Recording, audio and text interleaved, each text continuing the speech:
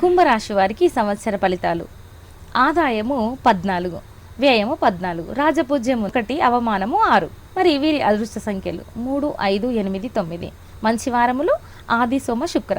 ఫలితములు: ఈ రాశి వారికి గురువు 8, 9, శని 11వ స్థానంలో, రాహు 7, 6, కేతు 1, 12 స్థానములలో ఉండడం వలన వృత్తి వ్యాపారాలలో విజయము, ప్రముఖులతో పరిచయము, వస్తువాహనములు కొనుగోలు చేయడము.